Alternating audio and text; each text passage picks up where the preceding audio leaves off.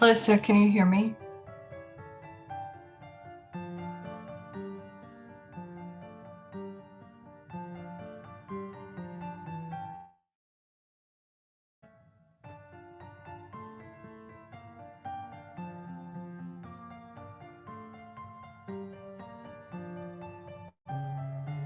Testing 1, 2, 3.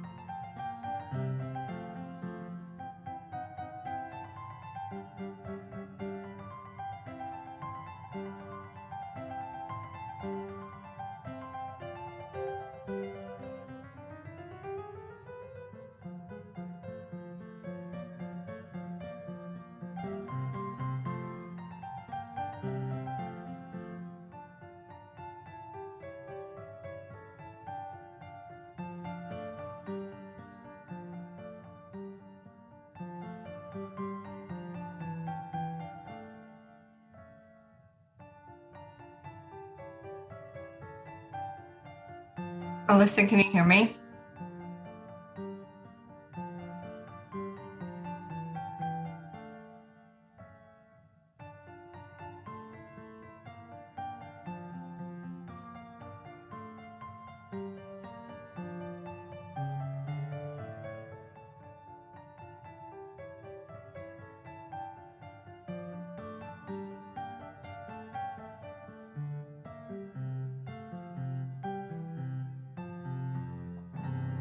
Testing 1, 2, 3.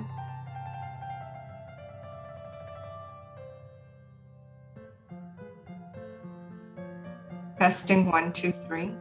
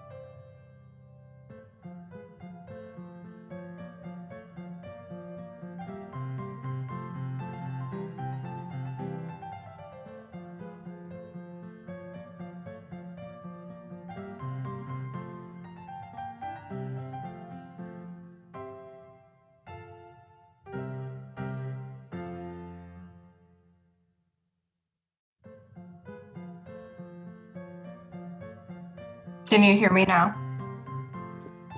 Yes. Okay. I wonder if the last screen you hit was the one that's not working. So that's the one it'll not connect the sound for whatever reason. Matthew knows. That's Technical. probably what happened. Okay. So all the screens are on? Yes, he got the front right one on and working, and everything looks good. Okay. All right, great. So we should be okay then. For your the picture you sent me, it looks like the outer lights are on. Did Matthew turn those up? No, all the lights are on right now. Do you want the outer lights off? You need to dim them because otherwise it'll be hard to see the screens. He's on it. Okay. Thanks, Matthew. Okay, so you should be good for everything for the meeting then. The only thing would be if people come in person that I'm not aware of, then we'll have to have tablets for them. I have 3 extra ones up here with me. Robin and I were just talking, and she heard from like 7 people, and they all said they were virtual. The only people that we're expecting in person are Sally, Jane, and Brian. So Okay. we'll see. But I do have 3 extra tablets up here. Okay, perfect. All right. I'm ready. I just can't do anything because I'm sharing my screen. Okay, that's fine. Yeah, I'm just in here. Okay, and then let me start my video. So did the thing pop up on the screen? Yes, I just see our office. Okay, so just go ahead and minimize it. That way it just says that I'm talking. Just make sure it's in the top right corner. Yep, it's up there. That way. Okay, and then if you don't already have it, just put the mouse by you because that's really all you should have to do in the meeting. And as long as the subtitle's not rolling across the bottom, you should be good with everything else. Oh, I have a very serious setup right now. I have the keyboard, I have the mouse, a tablet, a laptop, and the iPad all around. Okay. So we are ready for this morning. Okay. Hopefully Cassidy and I will be able to manage everything else, and you just have to worry about anything that happens in the room, which should be minimal. Yeah, we could do that. I don't know why Teams isn't, it keeps just timing out when I try to open it. So I'm going to monitor it, but it's going to be on my phone. Okay. So it should be fine. I don't expect that you'll have any issues in the room. Normally. Yeah, because I don't have it downloaded on here since it's a different laptop every time. But it's okay. Well, soon we'll all have our own laptop, so it should help. Yeah, it will. I'm excited for that day. It's okay. Right, I'm gonna go make my coffee because I was trying to do all the setup first. Yep. Coffee but time. I'm on Teams if you need me. Okay, cool. Thank you. You're welcome.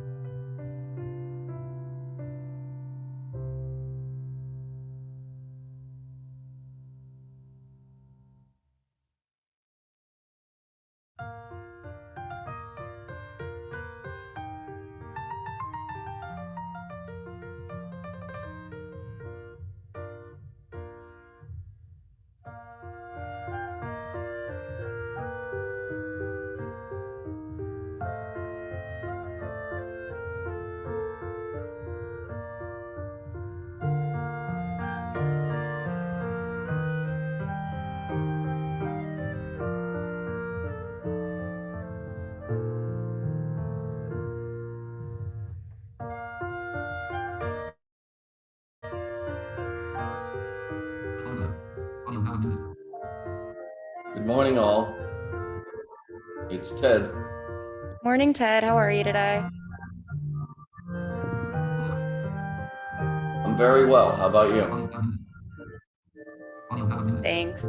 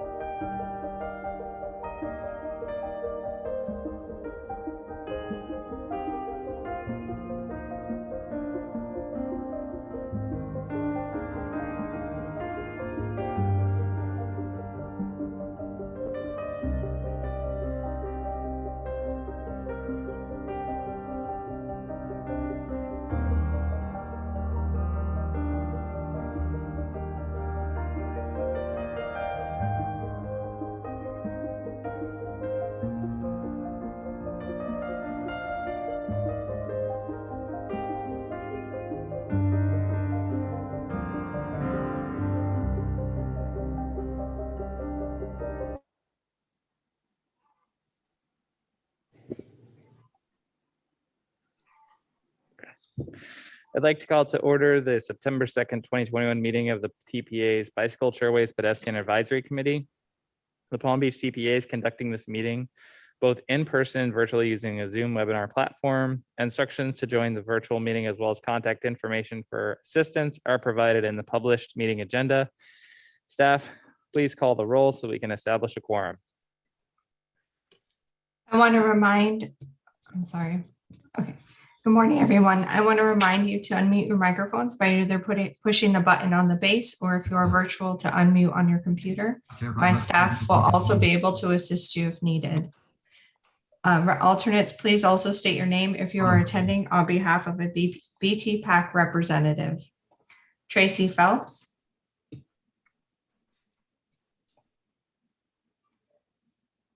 Tracy, I'm sorry, I don't think your microphone's on, or you need to bring it closer.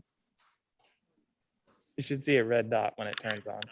So the top of the microphone should be red.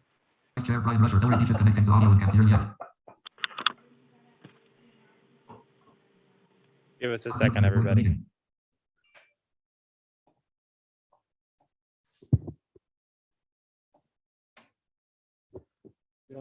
Okay, present. Thank you. Bruce Rosenzweig, Present. Craig Pinder, Kathleen Hatcher, alternate, present. Ted, thank you, Kathleen. Ted Goodenough, Present. Joanna Peluso, Joanne Scaria. I believe she was going to be absent from this meeting. I will have to check my notes. Fadi Nassar, Present.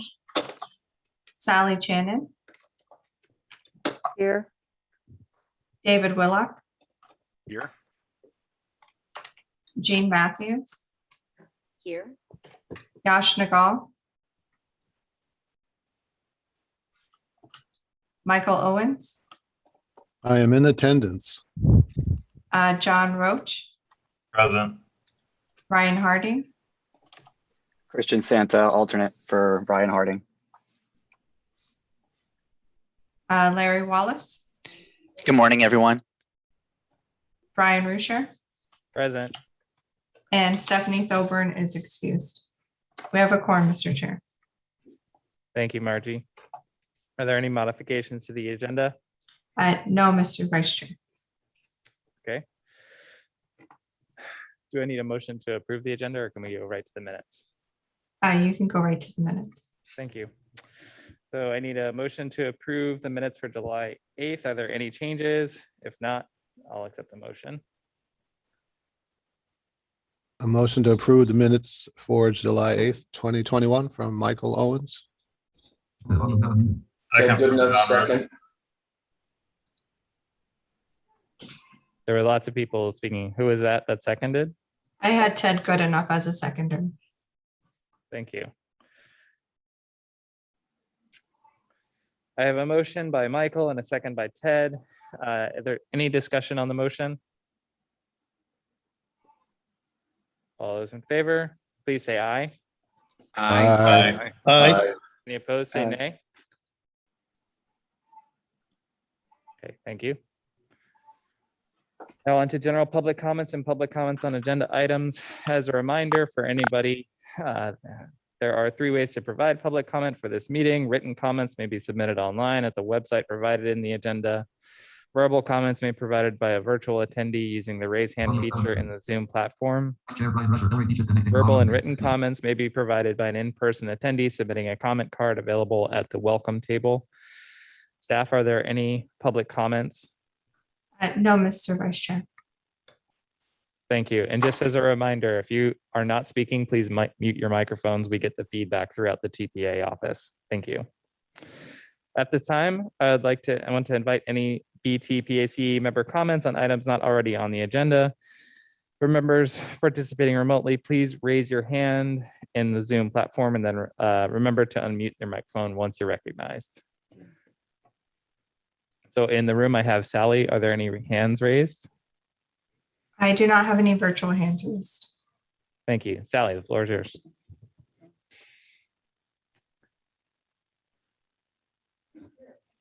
Okay, sorry about that. At the July meeting, I had asked about if we could get some information on what was going on with North Palm Beach because they had been involved in that. They were pulling back from a bunch of things and not going forward with requests for TA funding on the project. They'd had this kind of long-term thing. First with the Regional Planning Council doing a whole design charrette and all of that for that US 1 corridor. And then they've just pulled back and pulled back. They withdrew their application, this past year's application, and then have pulled out of some additional study. And I apologize if the email response, I was supposed to get some follow-up on that because there wasn't nobody in the room at that time knew. But I didn't see any response. Is there an update on like what's going on? I'm just interested in what happens with these communities when they start with these plans to, like do a sort of a redo of their community to make it more completely transportation accessible and then just start, dropping out. So like Andrew Steph- can talk on that. I'm going to check my email and see why that email did not go out though, but Andrew's going to talk on that for a second. Good morning. This is Andrew Euler, Palm Beach TPA, Deputy Director of Program Development. Sorry, Sally, that we haven't provided that yet to you. But I can give you a quick update. We actually had a meeting recently with North Palm Beach regarding that section of US 1. So this is a project that is they're looking to do a land repurposing. And so the town North Palm Beach is still considering that as an option. And so we're still trying to finalize a typical section for that entire stretch. And then we're going to have our regional planning agency go and present again to their council. to get their feedback on that. And then that would then be something that we would potentially put back into our list of priority projects once we have a verified typical section. I could tell you just a little small note inside here too is that it sounds like from their council meetings that they wanted to have a typical section and then they wanted to go to the voters with that typical section to get their approval. So this might actually be a longer process than we were hoping for, but regardless, we're still moving forward and we can send out an email with more details specifically on that. Okay, thank you. I'm glad to know that it isn't just that it's somehow, been. Yep, there's been a lot of back and forth with the North Palm Beach, with FDOT and us, and the Regional Planning Council regarding the typical section, and it's been going back and forth with FDOT on the review of that. So it's been taking a while to finalize that typical section. But it looks like lane repurposing is still the option moving forward right now. Thank you. Any other comments from this BTPAC members? Seeing none, I'll just make a couple of quick comments. In October, the city of Delray Beach intends to proclaim National Community Planning Month, and in doing so, we're going to have a couple of different celebrations and educational events. We've been very successful in receiving grants from the Florida Division of Historic Preservation to study Atlantic Avenue's corridor and historic assets. So we'll be celebrating that along with going to various schools and celebrating by educating high school students during that month. A couple of different class sessions and also celebrating National Bike or Walk Your Child to School Day, which is, I believe, October 6th. I'm not sure if I saw that on the liaisons report, but we'll be proclaiming that as well. We're going to get our fire department, police department out, I think, to 2 different schools this year, and we've had participation in the numbers of a couple of hundred kids walking on those days. It's a really great event, and I'd encourage all the municipalities to do similar style event programming. So that's my comments. Liaisons report. Alyssa, do you want to give us a liaison report? Sure. It'll be up on the screen in a second.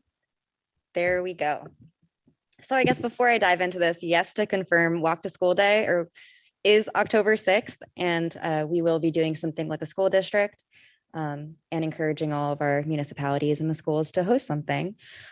But on to our liaisons report. So bicycle-friendly designations, the bicycle-friendly business designation is offered through the League of American Cyclists and is based on the belief that bicycles are good for businesses, employees, and the community.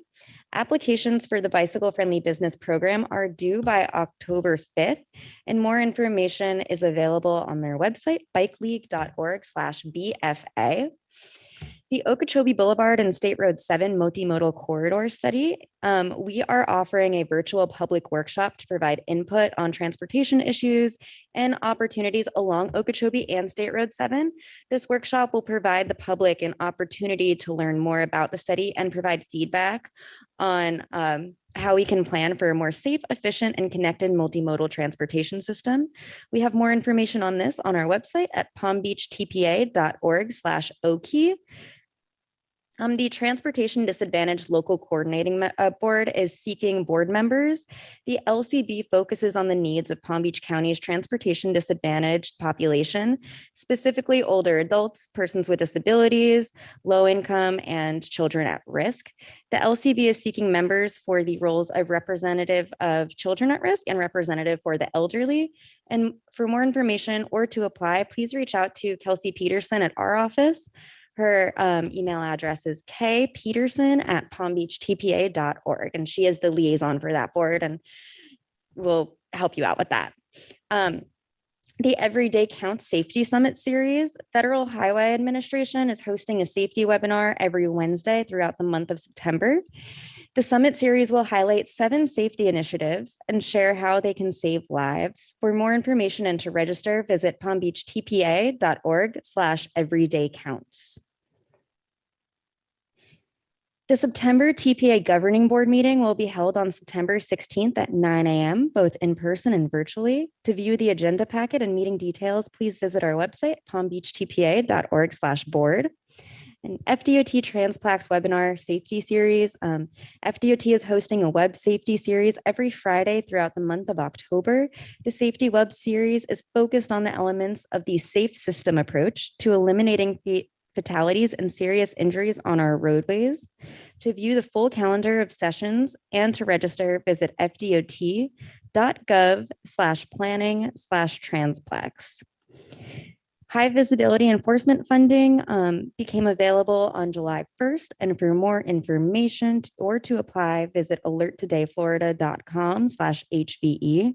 And again, that's for pedestrian and bicycle high visibility enforcement funding. And then lastly, the TPA has completed a complete streets video that showcases roadways in Palm Beach County that are designed to enable safe access for all users, including pedestrians, bicyclists, motorists, and transit riders. For more information on complete streets and to watch the video, please visit our website, palmbeachtpa.org/complete streets. But we're also going to show you the video right now. So enjoy.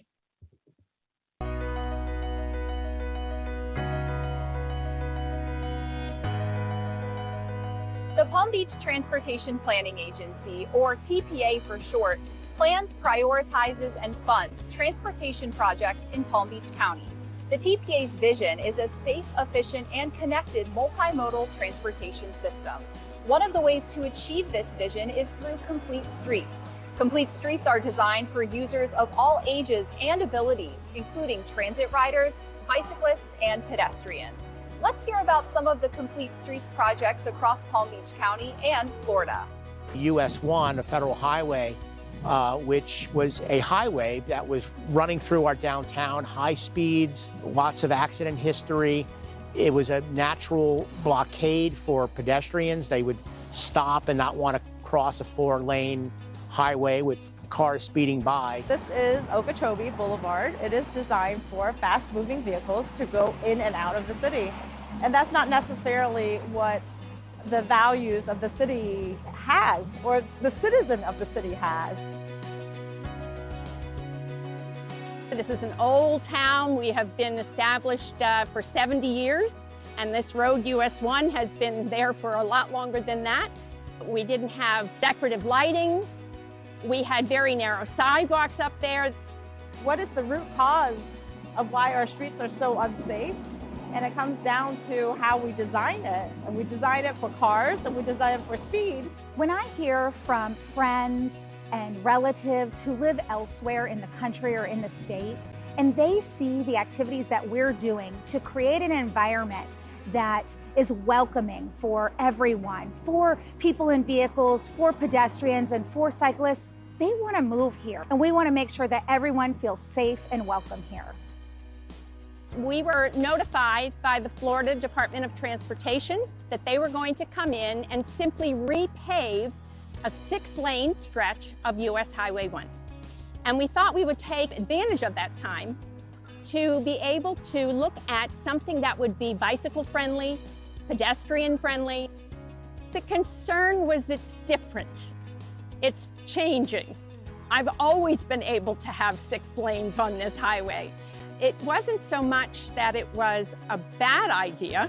It just wasn't something they expected or wanted. And that was until we got this project really done. Well, it was about 6 years ago when the city of Del Reach reached out to the school and let us know that this was an improvement that they were considering. We spoke about it with our SAC members, our community stakeholders, who also had concerns about the safety of students coming and going. Everyone was 100% in favor of it. We had an engineering firm come in and take out a lane with little barriers that didn't look so good for about a year to study the traffic impact. And what we learned was we were able to slow speeds by between 6 and 10 miles an hour, depending where you were on the corridor. The accident history in the study area went down 50%, which is extremely significant. And at the intersection of US 1 and Atlantic Avenue, we saw a 75% reduction in traffic accidents. The great thing about living around here, at least on Cumberland, is that when I do go out for a bike ride, I am safe. I have what some people might call armadillos along the road that separate the bike lane from the car lane. It really does add a layer of protection for the biker. We said, it's not good business to have people driving 65 miles an hour past your main street. We have to slow it down, which is good for the economy. Once the narrowing came in and the bike lanes were added and the landscaping was added, people start to see what it could be. So the potential takes over. And what we did is we turned a highway into a neighborhood. There are less parents driving because the kids that live closer are now able to walk. So it's offloaded the number of cars that are coming and going in the afternoon. So by interconnecting the roadways for bicyclists and vehicles and pedestrians, it gives all residents the ability to have access to resources in the neighborhood, such as medical resources, job opportunities, educational opportunities, and that's what we want. But I truly believe that if we work together and that we all know what the end goal is, that we can get there. As we've seen, Complete Streets can help create a safe, efficient, and connected multimodal transportation system. The TPA looks forward to working with local municipalities to implement Complete Streets projects across Palm Beach County. To learn more, go to palmbeachtpa.org/completestreets.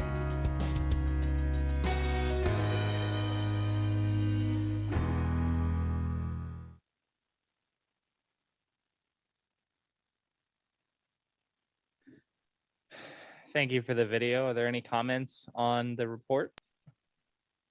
Public comments? Any comments from the? I haven't received any public comments and I do not see any hands raised at this time. Thank you. It looks like Sally's got her placard up. I thought that, it's a very nice video. I thought it was great when they gave a statistic about the decrease in that accident rate on the road.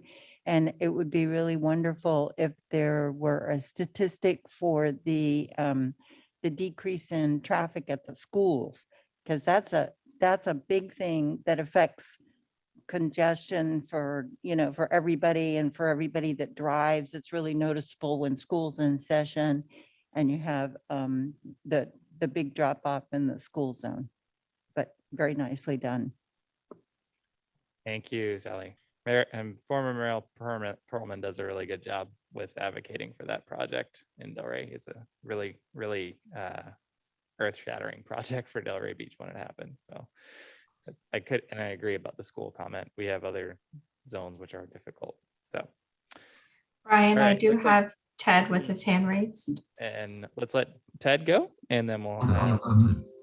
I'm just wondering, in that video, is there a American Sign Language interpreter on the video? Because closed captioning is great, but it's kind of like, oh, well, I was watching this video and I got to read the things, and sign language interpreters actually can give the enthusiasm of the speakers. And so that's A, and B, why is there not audio description on it so that somebody who can't see can understand what's in the background?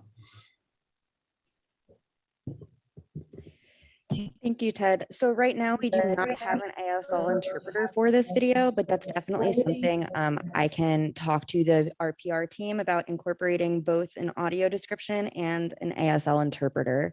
And we can see, what's possible to improve this moving forward. I appreciate that.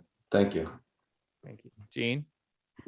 I was just going to say I was a resident while this US 1 lane reduction was going through, and I knew Mayor Perlman, and there was a lot of feedback from Delray residents who didn't want it. And then when it was done, they were like, oh my gosh, this is the best thing ever. Like, it really, the pushback was so strong from the residents, but once it was completed, they were thrilled. So Sometimes you just push ahead. Thank you, Jean. Now into action items, 2A. We're going to have Jason Price, TPA tip coordinator, to present this item.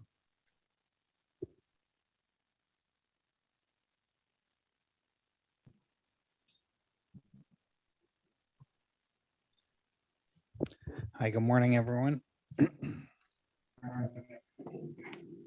Start screening.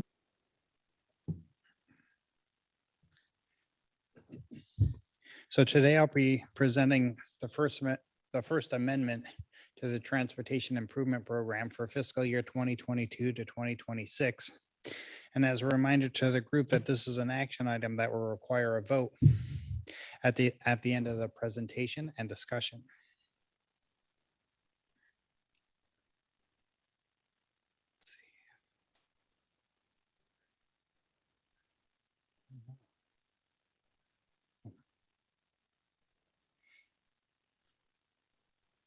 Oh, cool. So to begin, just to describe what the roll forward is, this is the rolling forward of funds from fiscal year 2021 in our previous tip document and rolling those funds forward into fiscal year 22, the first year and the new adopted tip, the tip that was adopted in June.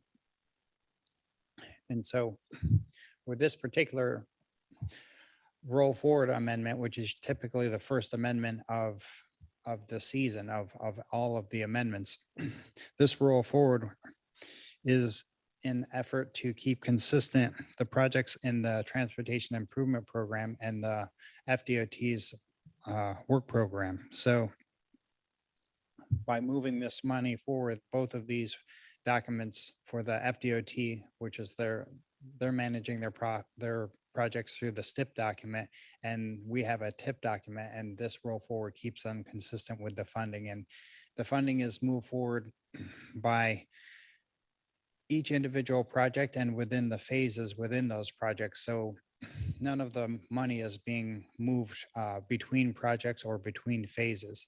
And in total for this amendment, there's a total of 67 projects for $39 million being moved from the previous tip into the new tip.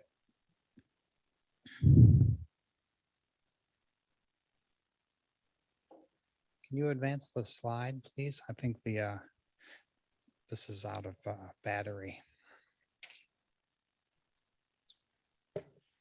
So with all amendments to the Transportation Improvement Program, there's specific things that trigger an amendment, and those are listed here on the screen. The first is when a project is either added or deleted from the Transportation Improvement Program, as well as if there's a cost increase of more than 20% and $2 million, or if there's a scope change in scope for the project where the length changes by a half mile and 20% of the project, or there's a change in the total number of through traffic lanes.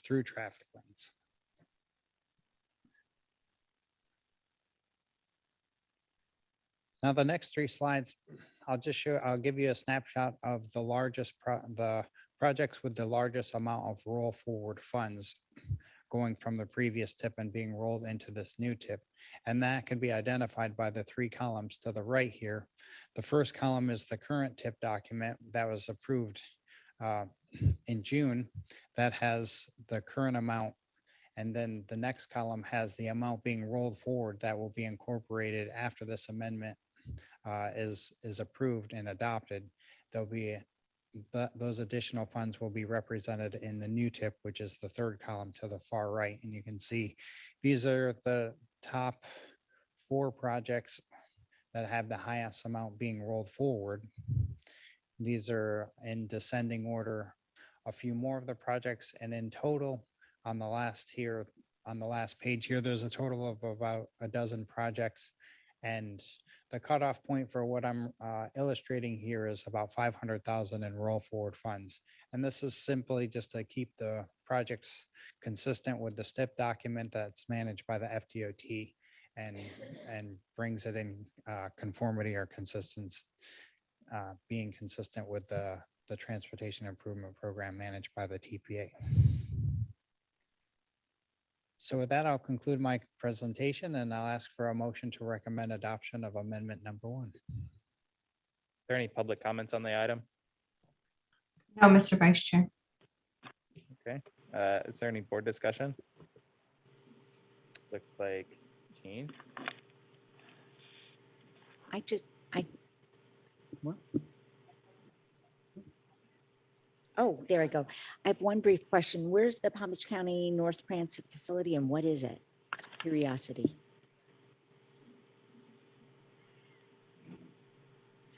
Yes. They're basically moving forward with construction of building out their northern layover facility. I think it's just north of Mangonia Park. So they've been working on that for several years now, and then they're just adding on. There's a lot of additional add-ons from what I remember from the TAC presentation we had. Anna from Palm Trans describe all the additional facilities or add-ons that were being incorporated into that layover facility that's being constructed. Thank you. Any hands raised? I have John Roach. John? Good morning. Just want to clarify, I think you had it in your slides, but our vote is purely on the projects that are listed in the amendment, correct? And not. Yes, it was on the slide. I failed to mention that part, that only the projects that are listed in the roll forward amendment are the projects that would be impacted. So no other project within the TIP document will be impacted by this roll forward. My apologies for not mentioning that part as part of the slide. No, it's okay. It's just, as with previous amendments, we obviously want to clarify that our vote in support of the amendments is purely for those projects that are contained within there and not some of the other projects that are in the TIP. So thank you. Right. Thanks. Okay. Anyone else? Looks like Jean. No, I just want to make a motion to approve the amendment. Thank you very much. A motion by Jean and a second. Michael Owens, second. Thank you, Michael. We're going to do this by roll call vote. So Margie, please call a roll. Okay, just for clarification, the motion on the floor is to recommend adoption of amendment number 1 to the TPA's fiscal year 22 to 26 Transportation Improvement Program as presented. Just remember to unmute your microphones by either hitting the button on the base or on your computer and say yes, no, or yay or nay when I call your name. Tracy Phelps. Yes. Brian Rosenzweig. I'm sorry, Bruce Rosenzweig. Yes. Kathleen Hatcher. Yes. Ted Goodenough. Yes. Joanna Peluso. Yes. Joanne Scaria is absent. Fadi Nassar. Yes. Sally Channon. Yes. David Willock. Yes. Jean Matthews. Yes. Yash Nagal. And I don't believe Yash has joined us, so he'll be marked as absent from the vote. Michael Owens. Yes.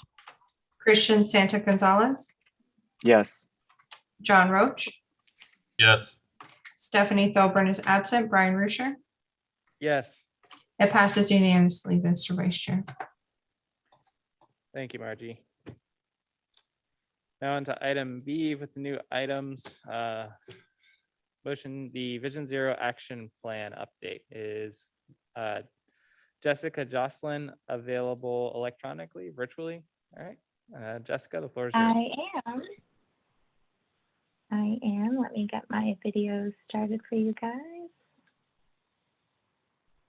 All right. Can you hear me okay? Yes. Great. Well, thank you for having me here today to present the Vision Zero 2021 Action Plan update. If you go to the next slide, I really want to take a moment and pause and remind us of what Vision Zero is. This is a movement to eliminate all traffic fatalities and severe injuries. And here on the screen, we have a picture of a collision. And I'm sure when we all look at that, our stomachs all drop, and we know how dangerous it can be on our facilities. This movement was started in 1997 out of Sweden. And Sweden has actually seen a 50% reduction in fatalities and serious injuries since this movement began in their country. In the United States, we're up to 49 cities that have also adopted and bought into this movement of trying to create a safer system. And then with the state of Florida, I know we have FDOT on the line, we have taken on the Target Zero movement, which is in the same vein, where we don't want to see and have folks dying anymore or being injured on our facilities. Moving to the next slide. You know, these reports that we do have a lot of data in them. And I think in our profession, being engineers and planners and other professionals, those numbers are numbers, and we need to remind ourselves there are names behind the numbers in this plan. So we implemented into this update references to those that have been lost and told their story to really make sure we're always putting first humans. There are people moving on our streets, and we just always have to keep that in the forefront of our mind. Next slide.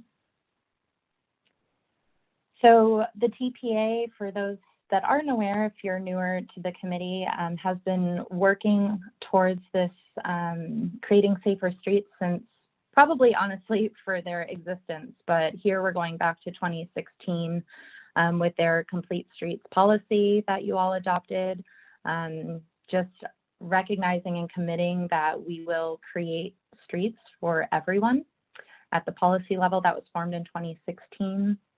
Then moving to 2017, the TPA adopted the Complete Streets Design Guidelines, where we tried to really advance from policy to a toolbox of how we can design our streets safer from an engineering standpoint. In 2018, the TPA adopted the Zero Fatalities policy. That then in 2019 moved into the first and original Vision Zero action plan that the TPA took on. I do want to applaud this group. We have exposure throughout the country to what folks are doing, and for an MPO to take on a Vision Zero action plan and recognize and commit to their role in the bigger picture of creating safe streets is a best practice. So I do applaud you all for taking this on. And then of course, now in 2021, we are going back to that 2019 plan and updating it with new information and additional actions to ensure we're holding ourselves accountable to try and keep moving the needle to creating safer facilities. And the next slide. On this slide, we show the Vision Zero key principles. So I'm just going to read through them. There are 9 of them. Political commitment, developing an action plan, multidisciplinary leadership, community engagement, cooperation and collaboration, a systems-based approach, equity, data-driven, and transparent.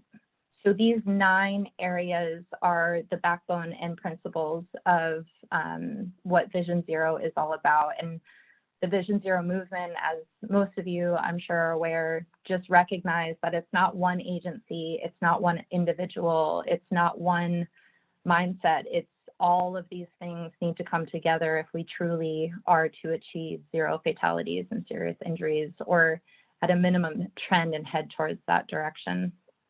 Next slide.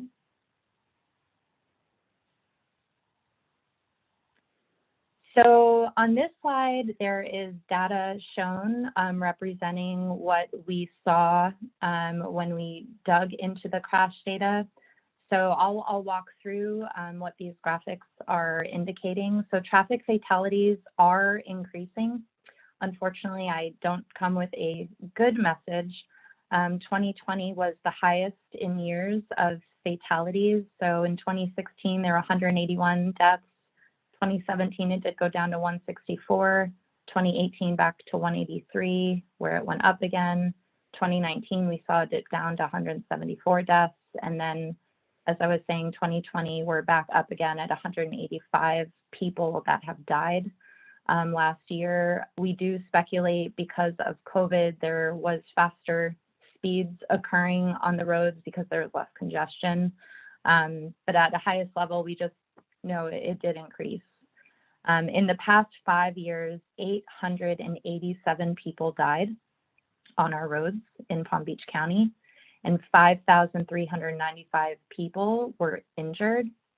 I wanted, because of the context of your committee, I did want to share that 29% of the deaths were pedestrians and cyclists. And that's, that's why we're here. That's why we have this committee. 77% of the pedestrians and bicyclists who died, it happened during nighttime. So that was something that was pretty powerful in the data in terms of where we can potentially concentrate more. So I don't want to come with this information, but I know you all are aware of these conditions and put your heart into what you do, especially on this committee. But just wanted to share some of the findings over the past 5 years. And if you go to the next slide, there's additional information related to our high injury network. So what we did here is we took the data, applied it onto Palm Beach County network, and did a statistical assessment and identified the top 50 or so corridors where fatalities, serious injuries, and also property damage only. And we did a weighting to determine where really we should start. Obviously, all roads in Palm Beach should be safe, but we have to start somewhere. So that's where we identified a high injury network. And on that high injury network, most at risk, of course, pedestrians and cyclists are involved. Most at risk also, we found older adults and traditionally underserved communities. In terms of critical crash factors, Fridays and weekends were floating to the top in terms of period during the week. And in terms of time of day, it was 7 to 10 p.m. Where critical crashes were occurring. And in terms of worst streets, we have a large database where we can sort where the crashes were occurring. Samples of some of the worst streets is Glades Road, Boynton Beach Boulevard, and Okeechobee Boulevard. Military Trail, of course, pops up, US 1. So kind of the theme, which we know are the larger roads where people can travel more fast, are where we're seeing some of these severe and fatal crashes mostly occurring. And in the high injury network, 19% was pedestrian and bicycle fatalities and serious injuries. And going to the next slide. So now that we walk through the data, I do want to share that it was very important in this update that we had a very clear alignment with your strategic plan that the TPA has adopted and committed to. So the first element of the strategic plan that you all should be proud of accomplishing again is the actual Vision Zero action plan that the TPA is committed to and its update. Also, the interactive comment map that's been embedded onto the TPA website has been a helpful tool that folks can go to and share with you all in the TPA where there are issues and opportunities.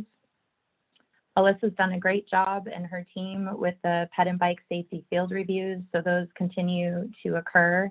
And again, having exposure to the country, I'd say that's the best practice that you really can move the needle forward in finding safety opportunities.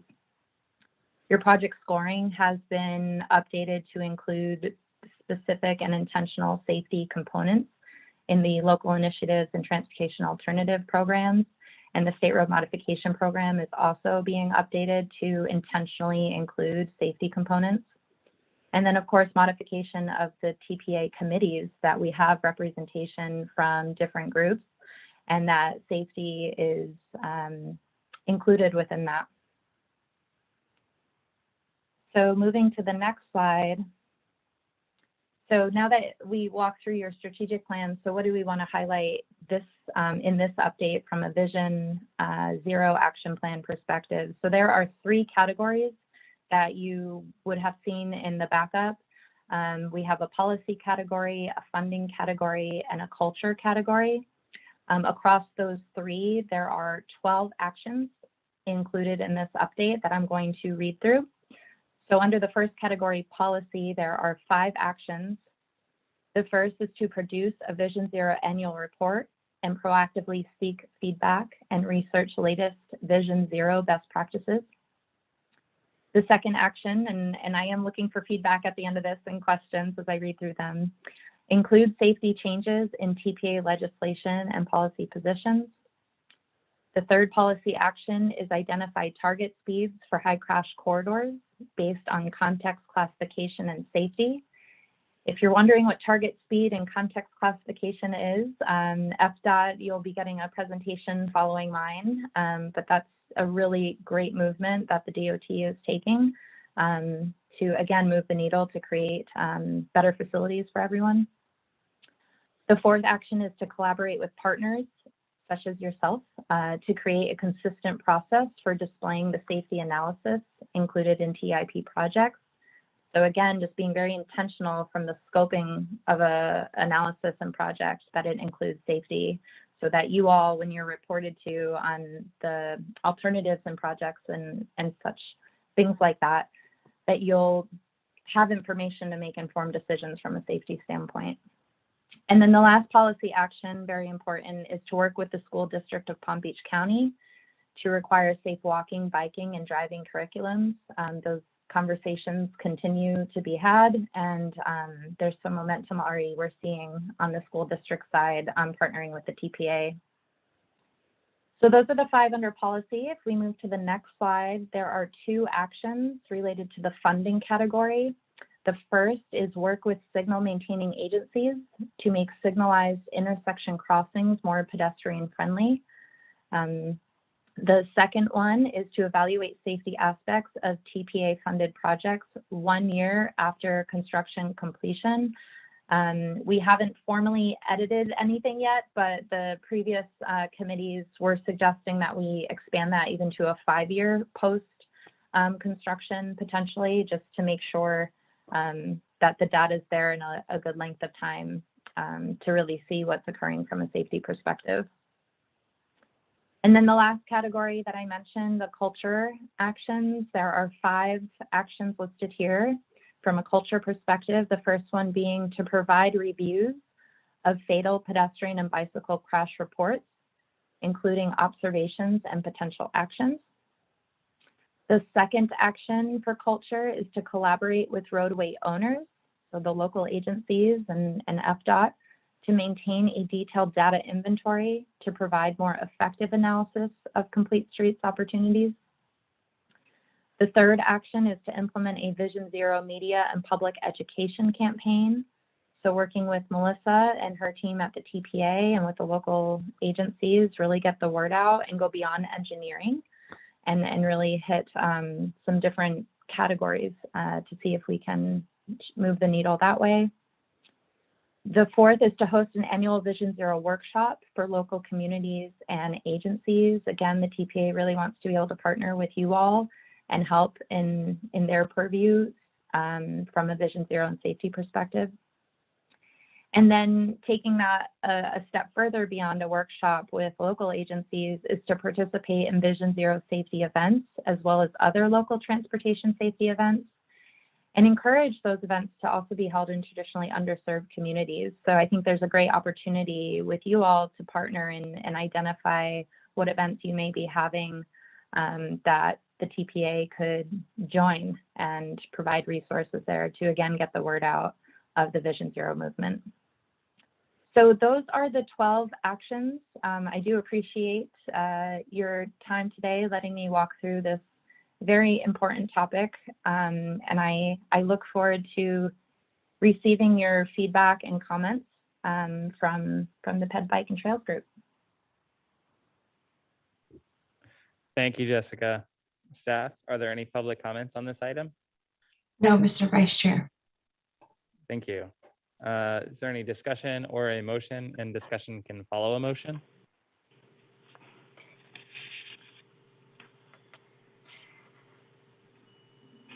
I see Jean raised her tent card.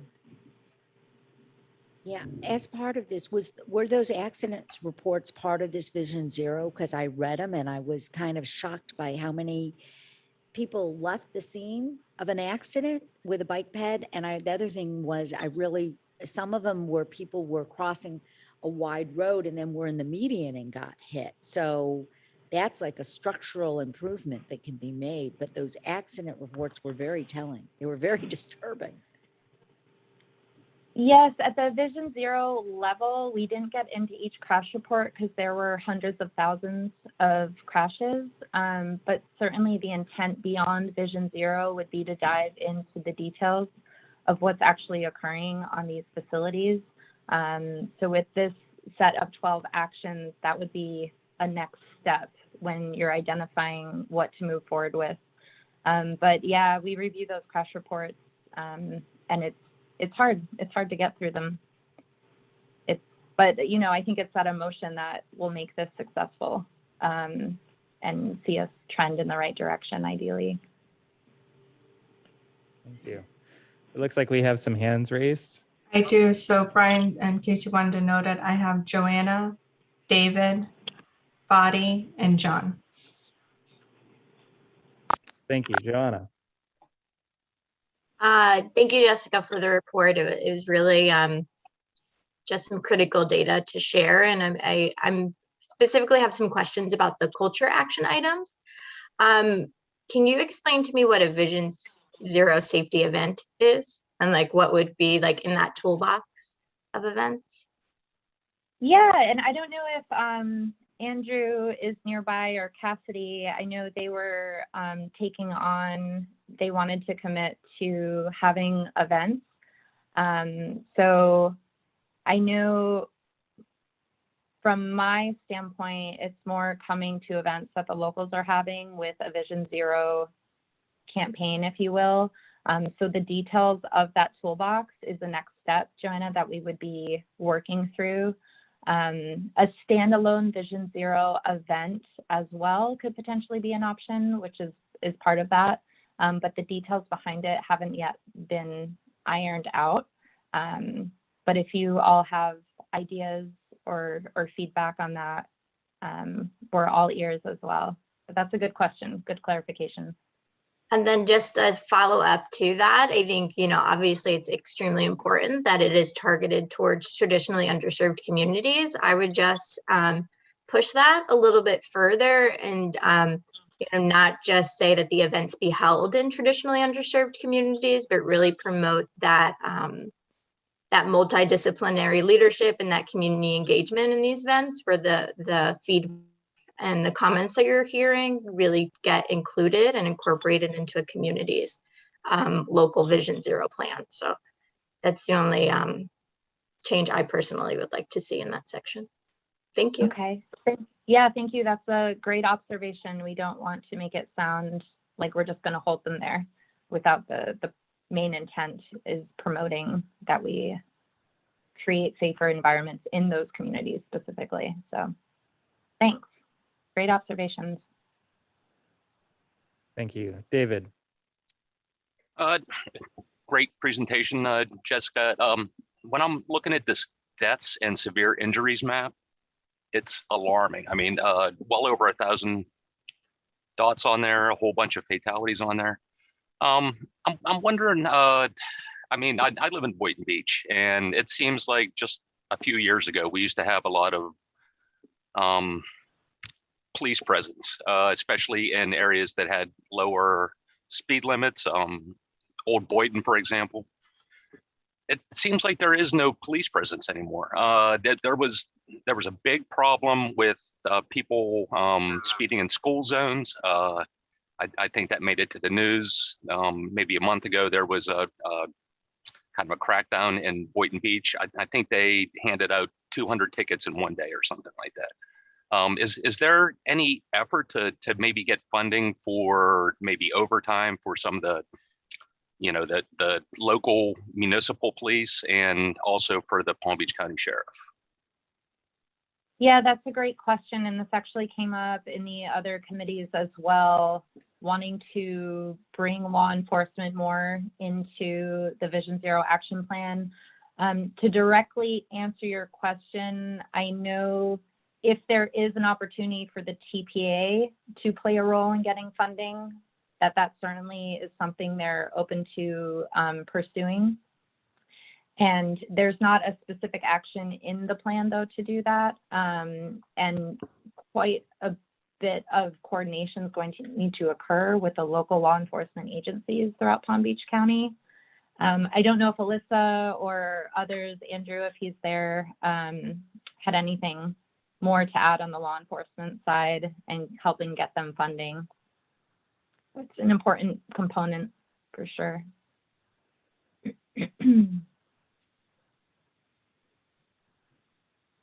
Andrew's gonna approach and give us a quick response. I'm going to just jump in. There's a lot of grants for law enforcement available for speed zones and schools and things like that. And I get those grants across my desk and I can certainly send them to the TPA. Thank you. Thank you, Gene. Andrew. Thank you. This is Andrew Euler, TPA.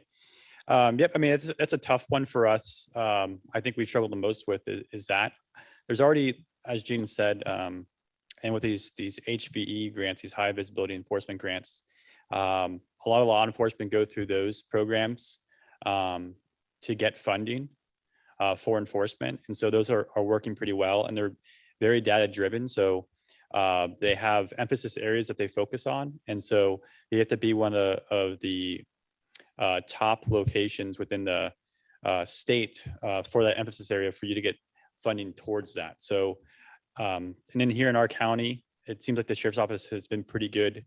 And the other law enforcement in our county have been pretty good about going after those grants. Here, the TPA, you know, we got to figure out what would be our role to assist in that even more. It seems like they already have the data-driven approach to it, working with the state. So I don't know if they need that assistance, but if there's other ways we can assist, we'd be happy to try to do that if we can do it within our means as a metropolitan planning organization. Some of those things we have in the plan for enforcement. I think at the beginning we have about the policies that we might try to focus on at the state and federal level. So you'll see things that are geared more towards like legislation. So we have automated speed enforcement in there. There might be a few other ones related to enforcement. So those are like ways that we advocate. But we're always looking for more ideas about how to help these other safety partners in accomplishing their own work as well. But law enforcement and lack of enforcement has been a tough one. And if there's a way to solve it from a TPA to assist with that, we'd be open to that. Have we ever approached PBSO offering them a seat maybe at BTPAC or something? I can respond to that as well, Chair. Is that okay?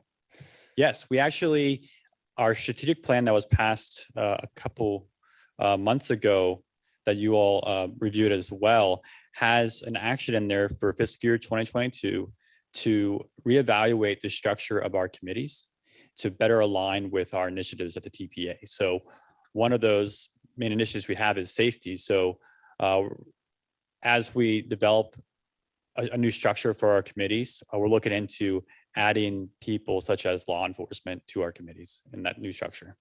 Okay, thank you. And that'll happen this year, fiscal year 2022. Thank you, David. Does that complete your comments? Yes. Thank you. Fadi.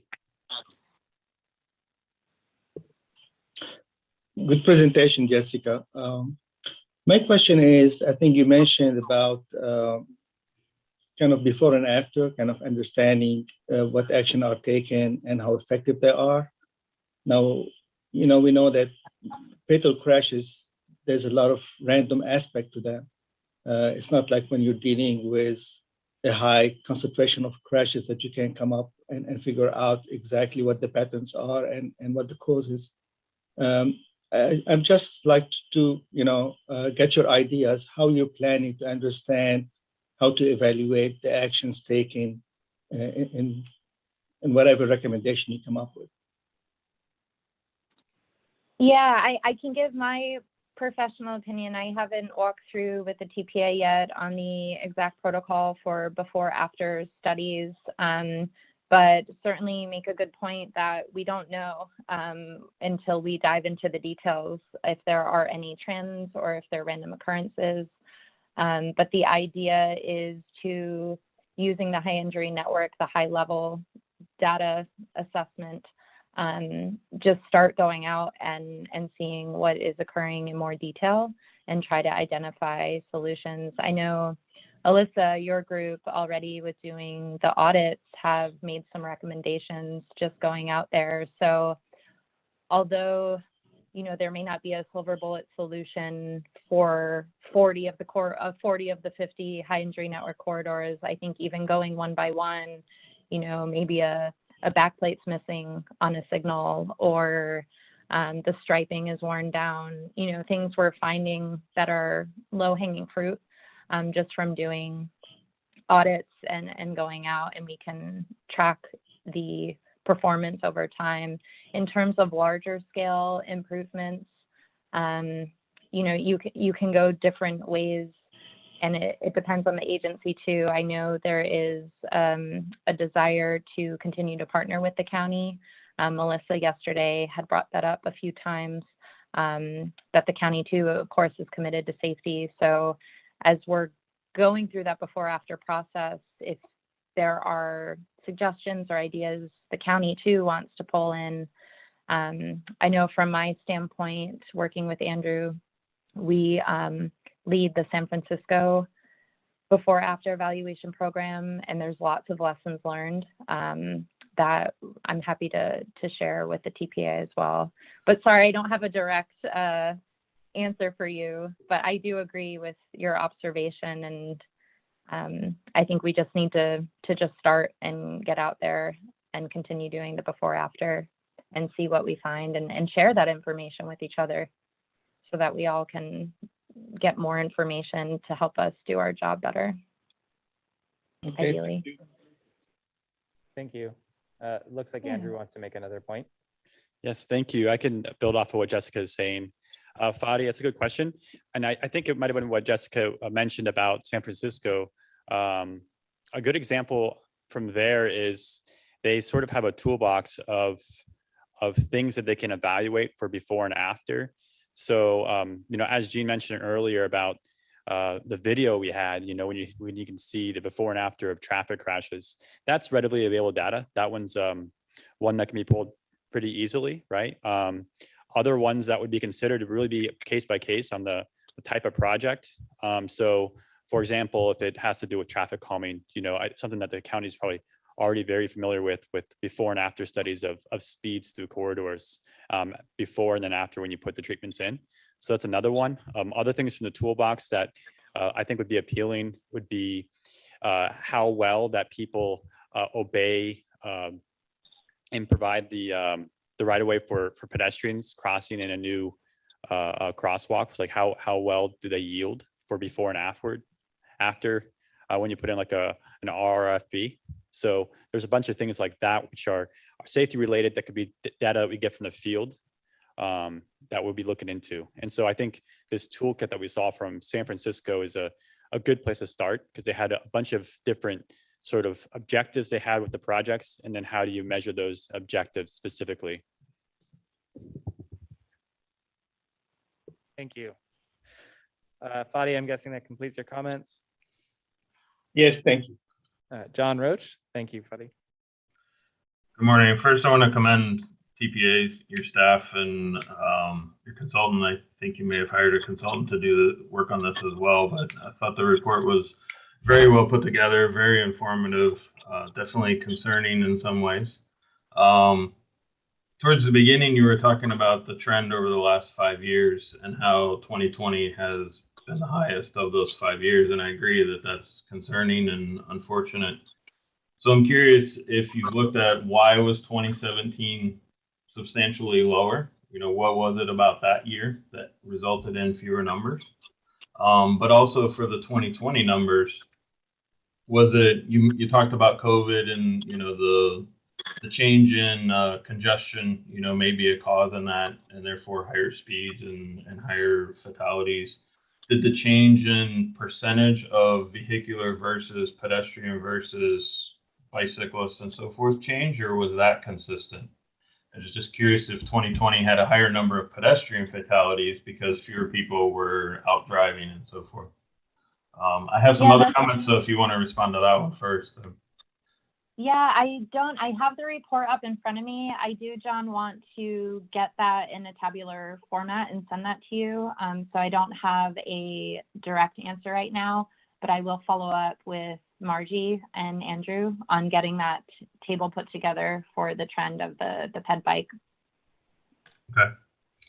And then just a technical comment on page 9 of your report. You talked about the total number of fatalities based upon modes of transportation. I think it was brought up at the technical advisory committee the other day. Just clarify that was a 5-year trend, not an individual year. It seems like all your other numbers, you did clarify, what the time frame was, just so it was evident. And then to kind of touch on what Joanna was talking about with regards to the underserved communities, one of your action items was working with the school district, and I would certainly encourage you to include community centers as part of that. A lot of the underserved communities, those children utilize their community centers, and that's another way to tap that population. So, rather that's part of your event action item, or rather it's part of that action item of working with school district. Obviously, community centers are usually run by the municipalities. I know in West Palm we have quite a few in our underserved communities, and they get utilized quite a bit. So I think that's another opportunity in which to educate those children and their families as part of your outreach.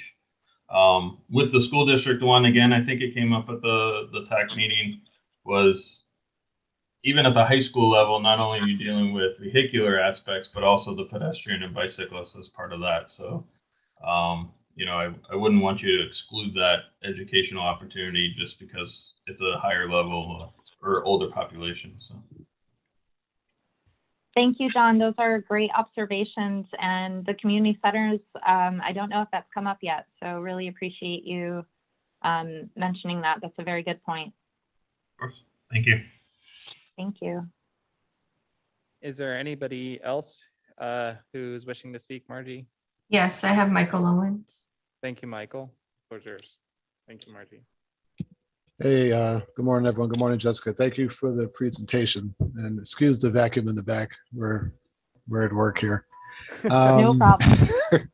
Just a quick question. You mentioned there were 3 roadways, 3 arterials that I guess were the most egregious with regards to, I guess, fatalities and other statistics. It was Boynton Beach Boulevard, Okeechobee, and Glades Road, I believe. Yeah, that was a sampling of what some of the worst roads were. Gotcha. The type of road. Yeah. Okay. My thing is, was it the arterial as a whole, or were there some segments of that are those arterials that were far worse than others? And was there a breakdown of those segments? I was just curious if there were statistics taken between certain areas.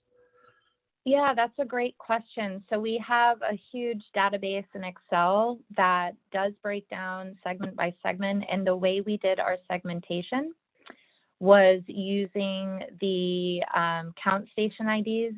So we tried to use a data set that already broke down all the roadways associated with volume counts, and then attach the safety information to those segments. So the segments are not consistent in length, so it's not like every mile you have a break, but the segments are quite short, on the shorter side that we worked with. And in the database, you'll see some of the segments, you do have consecutive segments that are popping up, creating a corridor, which is what you will see on our high injury network map.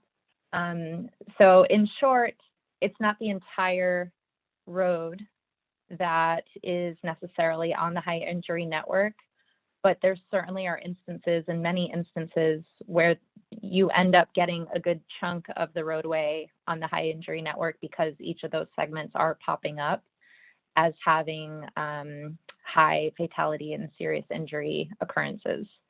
And I know Andrew's group is happy to share any information, and the intent is to share information with folks such as yourself to see what we can do together to address some of these issues. Yeah, thank you. Yeah, thank you. I'd like to see that if, just I'm wonky that way. But yeah, thank you for that. I appreciate it. Yeah, I get it. Going into the detail, that's what we want to see, how we can help. Thank you. Yeah, good question. Thank you. If there are no other comments, I'd just like to make And a few. I'm sorry, I do have Joanna that raised her hand again. All right, Joanna.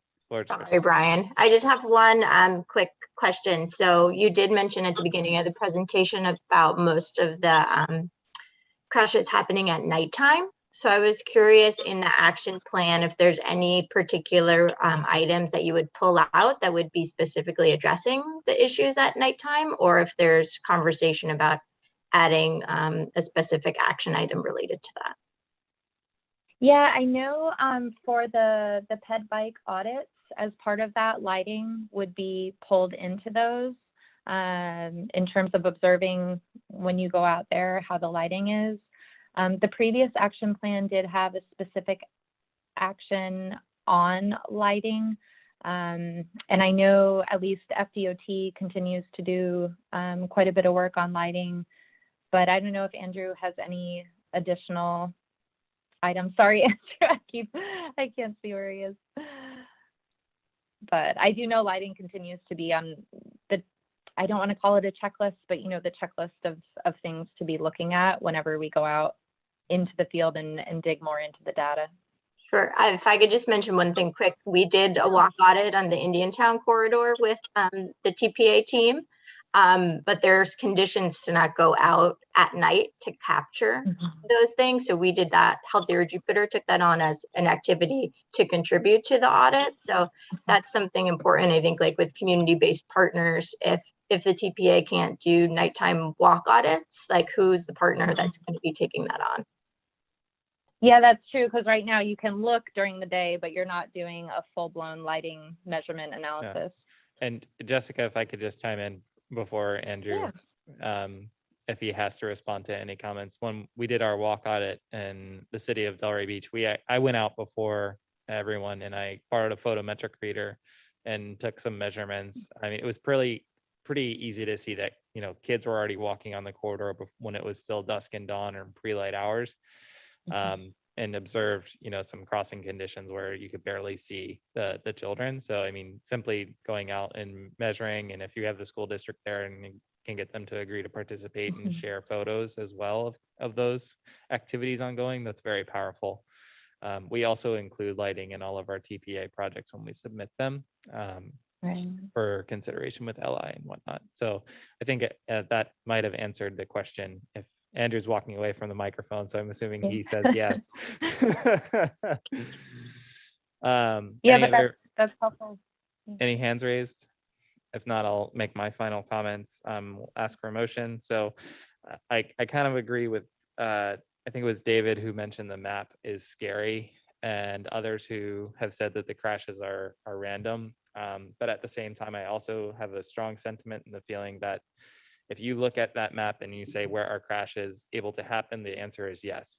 And that's simply because of our roadway design. I know that there are contributing factors, absolutely, that are there, such as lighting, wet conditions, etc. But the overall and overarching theme is speed and roadway design.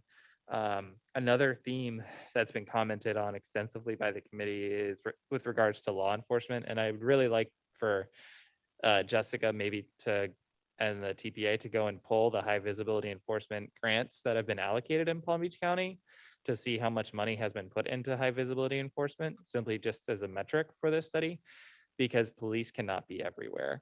If you look at the map and you look at where those high visibility enforcement campaigns have been deployed, I think it would be unreasonable to have the expectation that law enforcement would be there with respect to having a measurable effect. I also shared with Alyssa and Andrew a study which showed that police presence doesn't actually decrease fatalities on roadways where high crashes are occurring. So I'd ask that you please share that with the staff. I know that law enforcement is good to have with respect to part of the conversation, but the conversation can't rely on one entity purely. It has to come back to roadway design. And I think that's a really important element to look at with respect to the overall plan. And I would love to see the report kind of reflect the high visibility efforts that have been going on by law enforcement, and to see some of the vanity that might be there with respect to law enforcement, because even if we pay overtime to those police officers to go out and measure, frankly, it won't be enough. You cannot have a police presence enough to really deter the crashes that are occurring. It really comes down to roadway design.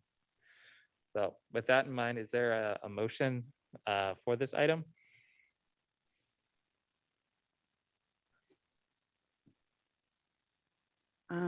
Jean Matthews, I make a motion to recommend adoption of the Vision Zero Action Plan update.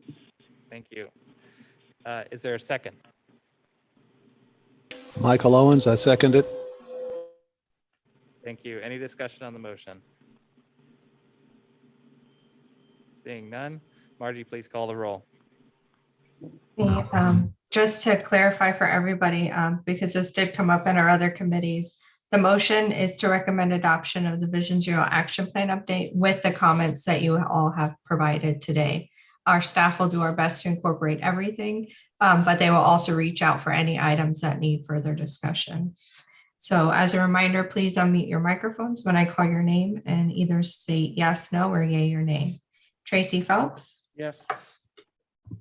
Bruce Rosenzweig. Yes. Kathleen Hatcher. Yes. Ted Goodenough. Yes. Joanna Peluso. Yes. Joanne Scaria is absent. Fadi Nassar. Yes. Sally Channon. Yes. David Willa. Yes. Jean Matthews. Yes. Yash Nagal is absent. Michael Owens. Yes. Christian Santa Gonzalez. Yes.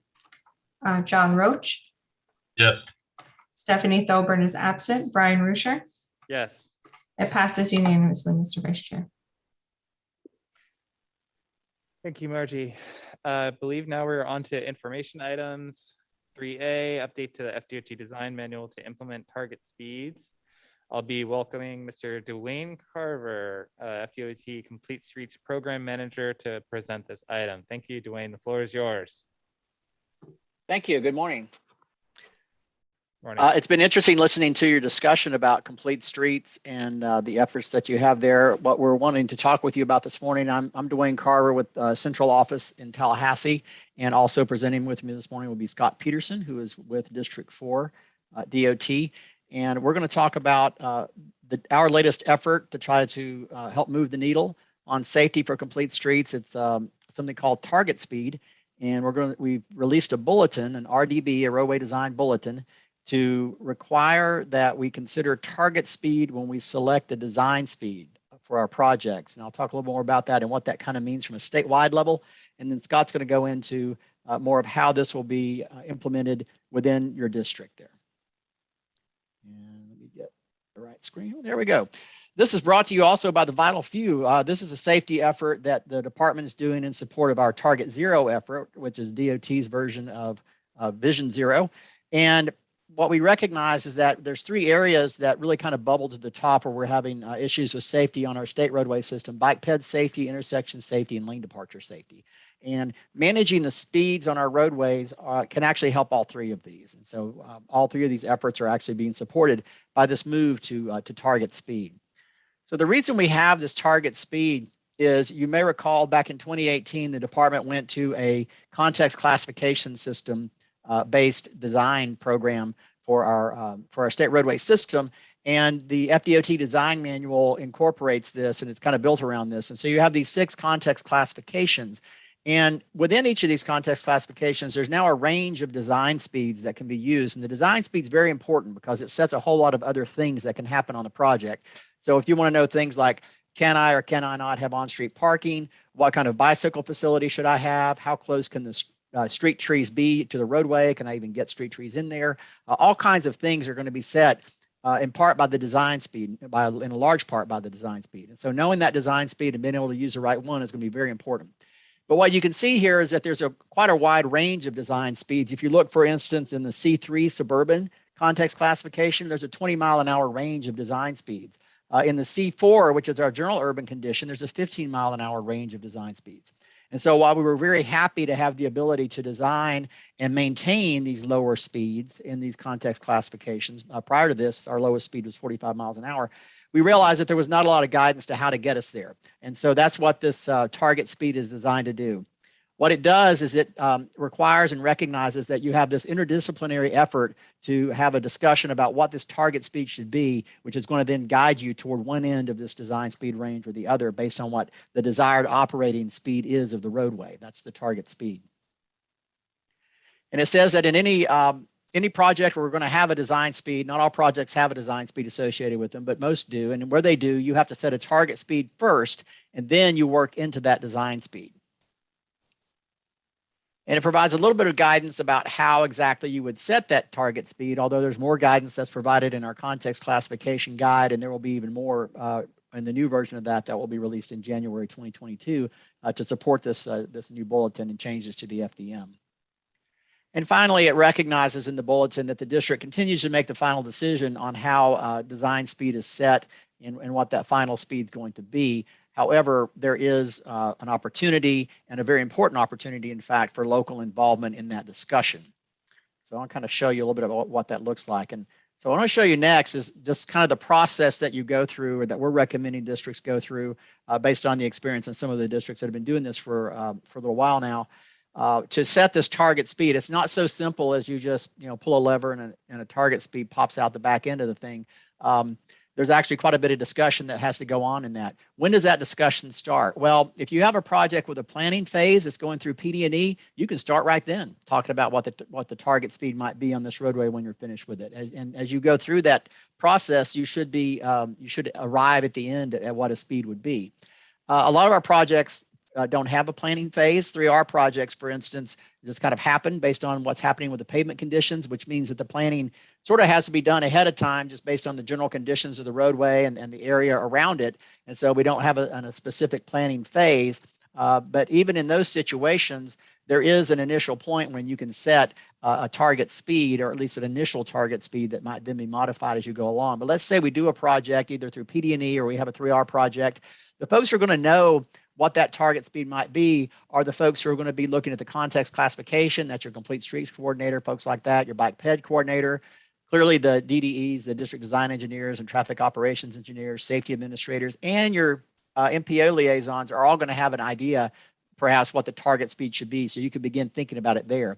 Then as we get into setting the design controls for the project, we start looking at, well, what do we think we could really design that could achieve that target speed? That might change it a bit. And let's say we can get to a point where we all agree that we could achieve a particular target speed by making a bunch of changes to the roadway. Well, then it has to go through scoping and budget. And in scoping and budget, things may have to change. You may discover, for instance, that you don't have enough money to do all the things you wanted to do. And so then it's a question of, well, can we find that money, or do we have to scale back what we thought we could do in order to make it fit and make it work? Then it goes through the work program to make sure it's all there and that we can actually get the money that we thought we were going to have. And then finally, we can design the thing based on what we can afford and what we thought we could build. And then we build it and we see how well it worked. And so you can see there's a lot of steps that go through there. So I want to make sure it was clear that there's some complexity to how this target speed would be achieved. But the really great thing is that we're even talking about having a target speed and starting with this initial notion of that we wouldn't just accept the old design speed of the roadway as what we had to go forward with. We actually have an opportunity now to talk about changing that and see how we could change it. And Scott will go into more detail about how that would work in your district. But just to recap very quickly then, kind of the process that we go through, you start with a context classification for the state roadway that gives you a range of speeds. And then we would go within that range and pick a target speed that gives us a appropriate design speed for the project itself. Our FDM 202 chapter provides some tools to achieve that target speed, but it doesn't have any money in there. It's just got tools. So then you have to decide, well, what can we actually achieve based on what we have?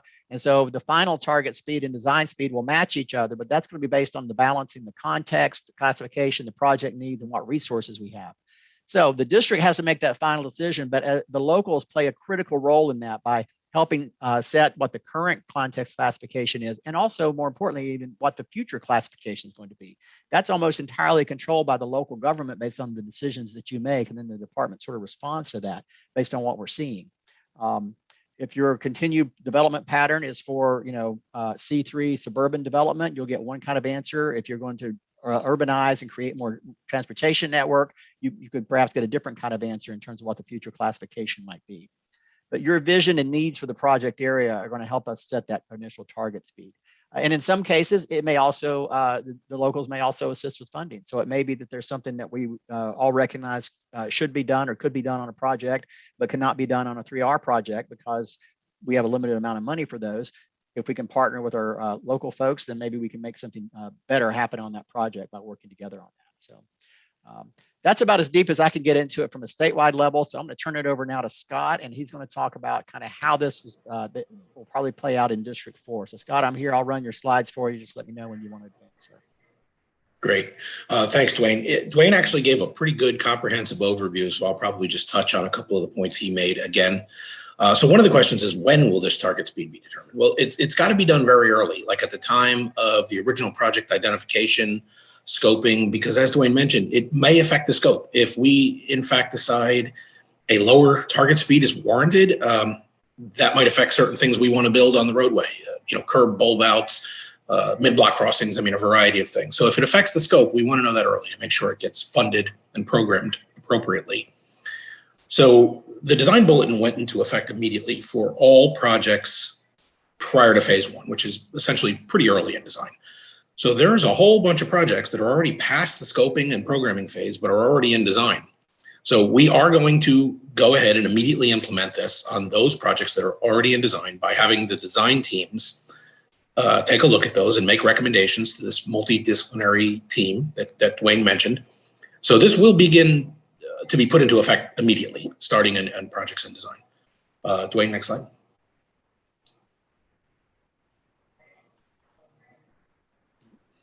So some of the factors, again, Dwayne mentioned a lot of these. The second bullet on there is probably of great interest to most of you. Local input. Local input is definitely one of the factors. It's an important factor, but it's not a factor. Together we will make the appropriate decision based on some of these other factors: speed, bike ped usage. I think one of the things that's important to note here is it's not the district's intention to use this as a way just to reduce every speed on all our state roads because slower is safer. It's a tool that allows us to make the right decision for the right location. In some cases, slower is safer. But, if you have a State Road 60 or a State Road 80, out west, well, not too far out west, but in the transitional area, maybe that is the appropriate speed. People are trying to get from West Palm out to Belglade. I don't want to get too into specifics because it's not like I've looked at that one, but it's the right speed for the right area. And we will be looking to our local partners to help us make that decision. And next slide. So if the question comes up, okay, so you've decided a lower speed is appropriate, what are you going to do about it? And this gets into how this could affect the project scope. And listed here are just a few bullets. There's a much more comprehensive list on the reference points I give to the right there on floridacompletestreets.com and the FDM chapter. And again, I want to emphasize the point. The use of this target speed did not just allow unlimited budget and scope on every project. If we have a RRR project, there's still probably certain limitations of what we're going to be able to fund with that project. But we might start getting there. If a lower target speed is warranted, maybe we can do some things with a RRR project. But if the TPA would like more dramatic changes, they're certainly free to program a project and we could pursue that together. So we will be attempting to put design elements in place that will help encourage lower speeds if we decide that a lower speed is warranted. And I believe that is my last slide. Thank you. We'd be glad to take it. Thank you very much. I appreciate the presentation. Staff, are there any public comments on this item? No, Mr. Vice Chair. Thank you. Any committee members have comments? Are there I any hands have. raised? I do have Fadi with his hand raised so far. Thank you. Fadi, the floor is yours. Yes, this is kind of very important topic. I mean, from the county perspective, we get requests all the time that to lower the speed. And I understand and appreciate what the DOT is doing, but the DOT is very careful in saying, you don't just select the speed. I mean, it has to be based on some kind of criteria. And if in certain area, you need to change the speed, some physical or some really actual improvement need to be done to make that road, appropriate for whatever speed you design it. Just a recent example, there is a road that's part of it is county, part of it is in the city of Boca. It's Camino Real. There was a serious accident happened over there, and we were asked to look at it. So that segment is about, I would say, 4 miles. 1.5 miles is a county, 2.5 miles is a city. Our posted speed is 45 miles an hour. The city posted speed is 30 miles an hour. So you would expect that the section within the city will be safer, but it's not. We did 85 percentile speed on our segment. People drive, the 85 percentile is 47 miles an hour. On the city segment, which is posted at 30 miles an hour, the 85th percentile is also 47 miles an hour. We did it at 3 different locations. They're all 47 or 48 miles per hour. I just looked through Signal 4 Analytic. In our segment, we had 35 crashes in the past 3 years. In the city segment, there was 90 crashes. So I want to go back to what the manual of the DOT said, setting the speed. Let me see if I can just read it. It says, generally, a higher number of crashes occur when the speed differential is greatest. Individual speed at the 85th percentile level are by definition the safest speed for travel. On our segment, 20% of the driver go over the posted speed. On the city segment, it's between 87 and 92%. So I just want to ask you, where would you feel more safer to drive? On a road that's posted 30 miles an hour where 80% of the people drive faster? So it's a bigger question. I appreciate the DOT effort, but I think the DOT is very careful in saying you just don't go ahead and change the posted speed. It needs to be based on some actual effort to make the road driven at whatever speed you desire. That's my comment. If I could just respond to that briefly, I am very familiar with that road, and the city and the county sections are dramatically different in development. And I think it underscores the point of you can't just lower the posted speed. You have to have design elements in place to make. Now, I would say that the city street does feel like a slower, and it is unfortunate that more people are speeding there. So maybe not enough design elements were done, and if all else fails, enforcement needs to be stepped up. Yeah, I had sent to staff prior to these presentations. There's a link that you can go to for our design symposium webinars. We did one last month on speed management, and it goes into greater detail on how you change the design of a roadway to match a particular speed and the process that DOT is using that, because you can't simply re-sign the roadway with a different speed limit. You've got to change the design of the roadway itself. A lot of our issues are not, they're speed related, but they're not speeding related. It's the fact that the roadway it's operating the way it was designed. It was designed at a certain speed and people are driving that speed. It's just that speed is no longer the safe speed for the way that the area around the roadway has developed. And so what our speed management program is trying to do is let us basically retrofit roads to the extent we can to allow them to match more closely the development that's occurred around them. So if I had a road that was originally designed at 45 and you're driving it at 45, that may be fine in some places. Scott was giving some examples, but in other places, that's no longer a safe speed. So how do we change that? And you can't change it without really changing the design of the roadway itself. And so, Fadi, I agree with you completely. It's really important to look at everything, not just the speed limit in the 85th percentile, but really looking at how the design of the roadway has to be modified. You know, That's what our manual is designed. yeah. When I want to add one point, usually whenever we do a speed study, we get a full speed distribution for every hour of the day. And typically we do it for a day or for 3 days if we want to capture the weekend. Now, whenever we do that, we summarize the data and we send it to our contact person at the sheriff's office, telling them, listen, between 8 and 9 is your most effective hours to enforce that road. And I know, you know, when you mentioned about, or when I think Jessica mentioned about the high visibility enforcement, it seems like it's only targeted for pedestrian and for bicycle. It'd be nice to have a program, since in our case, we identify the hours of higher, you know, the higher speed that driven on that road. It'd be nice to have a program that identify budget fund for the police, so they know, for example, from 9 to 10 in the evening, you have, you know, very high people driving at a high speed. They can target that. The target enforcement is much more efficient use of their resources when we can tell them exactly what time are the most efficient. But by limiting this high visibility enforcement fund to pedestrian and bicycle, I think it won't allow us to kind of work with them on these particular hours. Yeah, I think what we're trying to do at the department is take a pretty holistic view at speed management. And you might think of it, it's kind of occurring maybe in sort of 3 or 4 steps. You know, if we can think of it at the first level, is when we design the road, when the road is actually designed, if it's designed at the speed that we need it to be designed at, and that may involve changing the design speed, which is why this bulletin is so important to allow us to do that.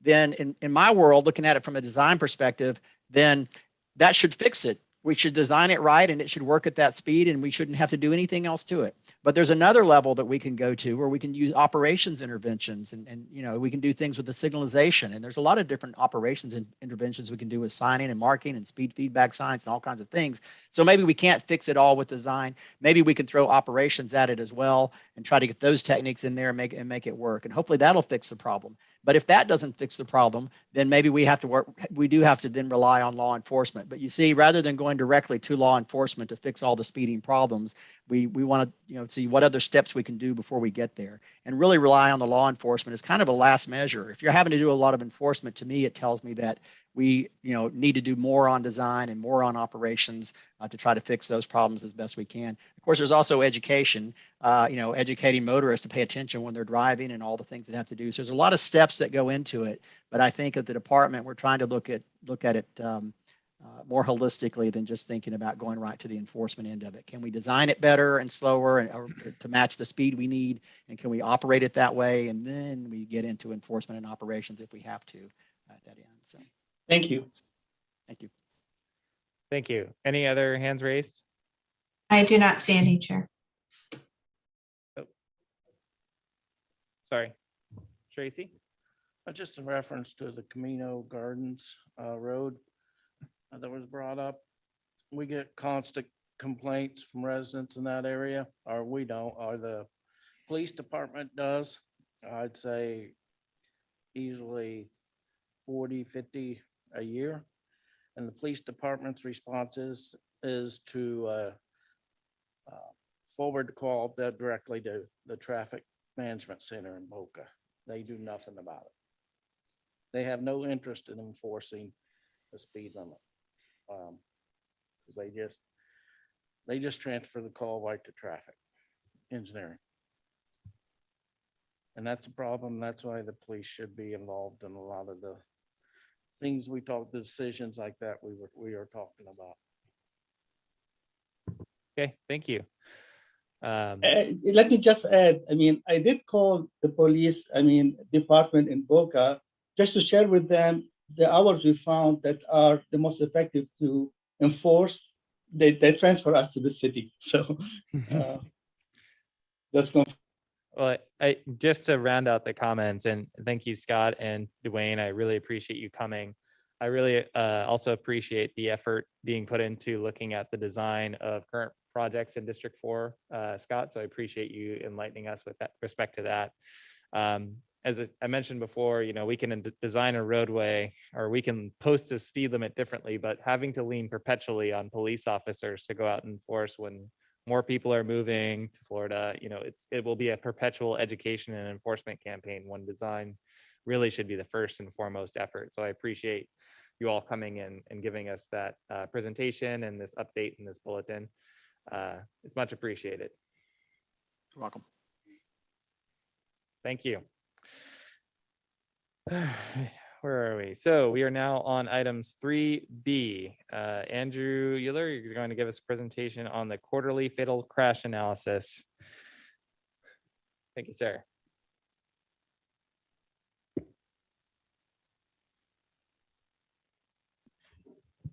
Hello again, everyone. Okay, I'm going to give our first update. It's a quarterly update, but this is the first half of 2021. And this covers the pedestrian bicycle quarterly fatal crash analysis. And so what this is a single page summary of each crash, fatal pedestrian bicycle crash within our county. And we're trying to provide a quick turnaround time on these quarterly when they come out to showcase to all of the committees. And so this will be a reoccurring item on our agendas every quarter that we would like to refine moving forward. So why are we doing these? Really, this is to implement TPA board direction we have.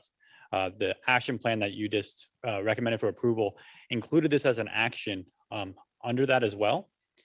And then why we're focusing specifically on these? Well, pedestrian bicycle crashes, as you all know, represent a disproportionate percentage of the fatalities. So around 27%, a quarter of our fatalities are pedestrian bicycle related, even though they don't make up that much of the users of our transportation network out there. Their mode split is much lower than that. So what really these are, though, is to promote discussion and a sense of urgency. So what you'll see in these reports, really, it's a quick turnaround time from getting these reports from the statewide database and then downloading them and then doing our internal staff and consultant review and giving to the stakeholders. It's really a higher level analysis. But really what we're trying to do here is promote discussion, keep that sense of urgency.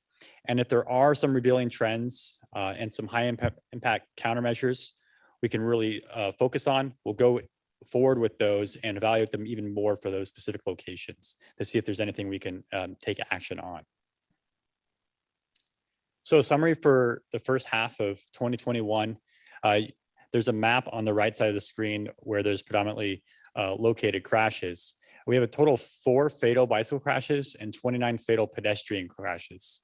Many of these are clustered around arterial roadways that have commercial developments and activities along them that result in higher pedestrian activity. So those include places like Military Trail or Okeechobee Boulevard. So we're seeing high clusters in there, which is in line with what we've seen in historic trends in our county, what we were presenting in the Vision Zero action report that covered 5 years.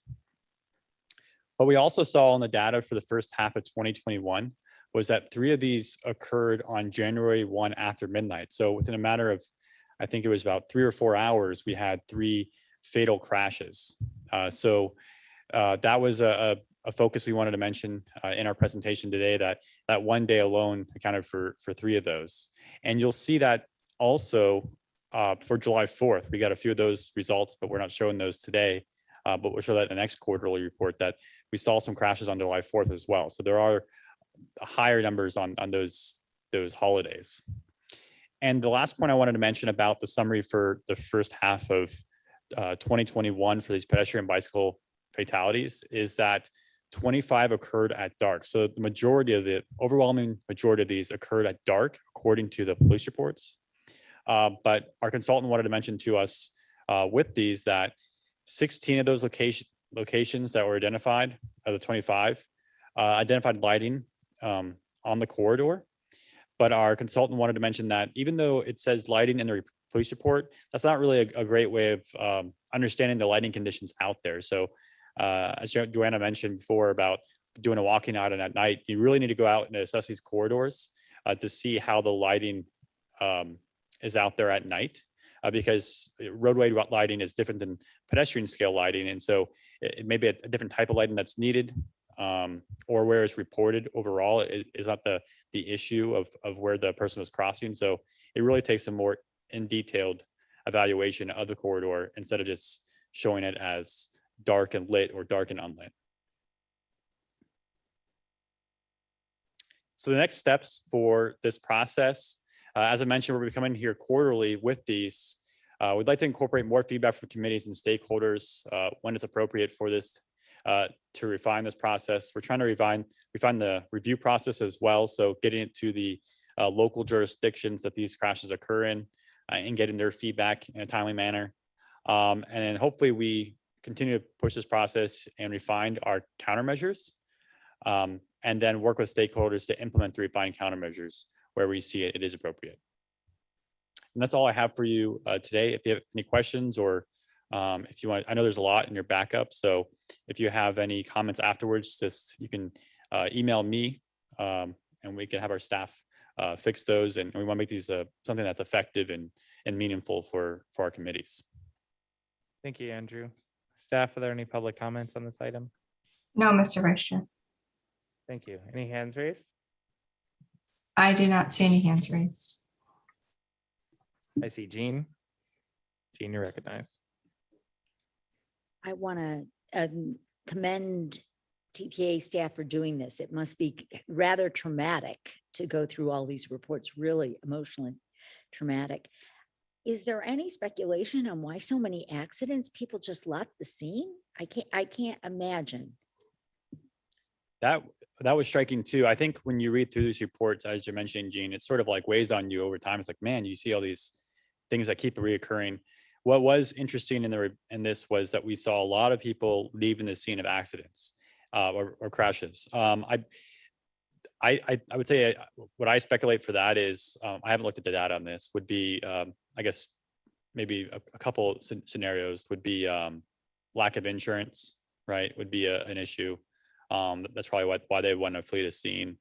I can't make any assumptions on people who are like illegally, but if they don't have a citizenship or there's that one, or if you have an issue with prior history of issues, so not being able to actually drive legally.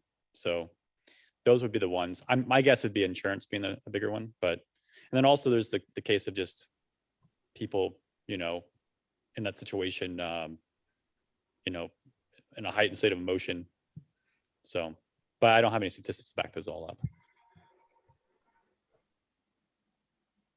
Thank you, Jean. Any other hands raised? No. To follow up on Jean's comments, when you look at those crash reports, it would be interesting to see how many of the victims who were involved in a hit and run crash were placed at fault in that instance as well, just to see if that would be anything that we could track, or if the report, I know the reports don't always give you the full detail. And then the other is, I would like to know somehow what design manual these jurisdictions are responsible for. So if it's FDM or if it's Green Book. So I mean, if it's a local jurisdiction or a state jurisdiction, so that we can start looking at funding programs. That would be my only two ask. That might help to maybe move the needle on some of these things as you present them to the board. Thank you. And I have one follow-up for you there too about the hit and runs. It was interesting that some of these were not considered at fault of the person driving, and they still did a hit and run. So that's an interesting one to me, that they're leaving the scene even though they're it seemed to be a clear case that they weren't at fault, I guess, from a legal standpoint possibly, but they were still running. So right. Yeah, that was the instance in Delray Beach for the bicyclist crash that occurred. And Alyssa, I think you wanted to say something. Oh, sorry. Sally, you're recognized. I think he covered it in his comments. It was surprising to me the number of cases where, I mean, people are just crossing the road without any crossing or darting in front, and considering that person is dead or was dead not too long after, and the vehicle fled the scene, then I'm figuring that is an assumption on the part of the investigator based on where the body was, or because some case they indicate that a witness said this, that, but in other cases, it just appears that what they had was a body. Right. So a number of these do say the pedestrian darted or dashed or was in the road where they shouldn't be in the road, but the vehicle fled. So Right. I assume that's a deduction. Okay. Any final comments on this before we go to our administrative items? Thank you, Mr. Euler. Appreciate it. Items 4A and 4B are for informational purposes only. There are no staff presentations unless requested by a committee member. Does anybody have any requests for 4A and 4B governing board summary points or DOT's scheduling report? Seeing none, hearing none. Staff, are there any public comments on these items for 4A or 4B? No, Mr. Vice Chair. Thank you. If I'm not mistaken, then we can just announce our next meeting date and we can head out. So our next meeting is going to be held October 7th, 2021. At this time, our committee meeting is adjourned. Thank you, TPA staff. I appreciate your participation. Thank you to all of those who are still with us on the phone. Meeting is adjourned at 10:49. Take care, everyone.